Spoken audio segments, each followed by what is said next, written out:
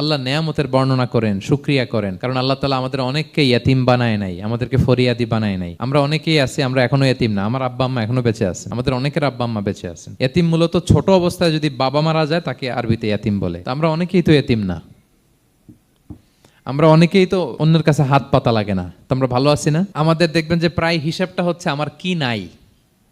আমাদের হিসেবটা কি কি নাই, কি যে আছে এটার হিসাব করে কুলানোও যাবে না। ঠিক যেই মুহূর্তে এখানে বসে আমরা এই চমৎকার ইফতারি নিয়ে বসে আছি, ঠিক একই মুহূর্তে দেখবেন হসপিটালের আইসিইউতে শুয়ে শুয়ে কাতরাচ্ছে অনেকে। ঠিক এই মুহূর্তে কিডনি ডায়ালিসিস চলতেছে, দেখছেন? কিডনি পেশেন্ট এদিকে ছিদ্র করে ব্লাড সব বের হয়ে রিফাইনিং হয়ে আরেক দিক দিয়ে ঢুকে, ওর চিৎকার শুনলে। বার্ন ইউনিটে গেছেন কখনো? আগুনে পোড়া রুগী, আপনার তো অনেক কিছু নাই, আমার এটা নাই ওইটা নেই, আল্লাহ এটা দিল না, এটা নিয়ে আসেন। আপনি বার্ন ইউনিটে একদিন যায়েন, তাহলে বুঝবেন যে আল্লাহ আপনার কত শান্তিতে রেখেছে। না খেয়ে কয় রাত কাটিয়েছি আমরা, বলেন তো? কত লোক বাড়ি ভাড়া পরিশোধ করতে পারে না, ঋণের বোঝায় জর্জরিত, দুরারোগ্য ব্যাধিতে আক্রান্ত, ক্যান্সারের লাস্ট স্টেজে। তাদের সাথে একটু দেখা করেন, ফোর্থ স্টেজে চলে আসছে ক্যান্সার পেশেন্ট।